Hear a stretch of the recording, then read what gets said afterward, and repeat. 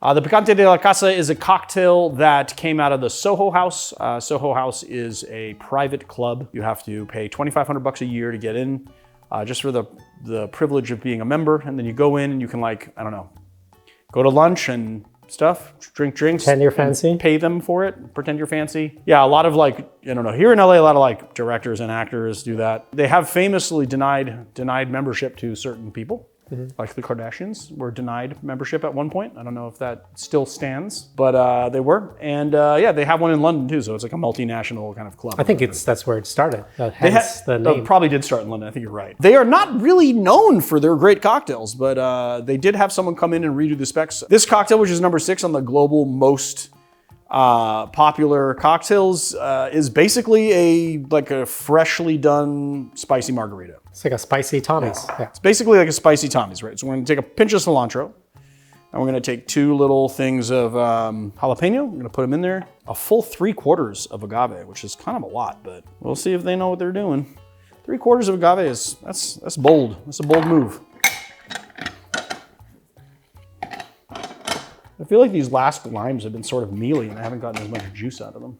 So we do 1 ounce of lime juice. I think we're gonna give this guy a little muddle, right?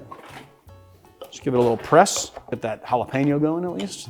That wouldn't happen in the shake? No, I want to press it a little bit. You know, the shake is not robust enough. It's like this. We've already tested this with mint. When you shake mint, all it does is shred the mint, but it does not. People say, oh, the ice pounds the mint and releases the oil. It really doesn't have that much of an effect on it at all. You do need a little bit of a muddle. We got a little Reposado tequila. We're gonna do 2 ounces of Reposado tequila. Tequila Reposado. I'm gonna continue to roll those R's. Big rock of ice, which is nicely tempered now. You know, we have some habanero in the fridge. I should have put a little habanero action in the fridge. Ooh, I don't like that. I don't want that in my drink. And it's like, are these the spicy jalapenos or are they kind of appley? What do you mean appley? I don't know. Sometimes you get the ones that are a little sweet and taste almost, and it's got like the texture of an apple and just like not spicy. So we're gonna double strain to keep all the biological matter out of our cocktail. And then we're just gonna take a couple of these bad boys right here like that. Bam, there's your garnish. All right, let's taste it. Holy hell.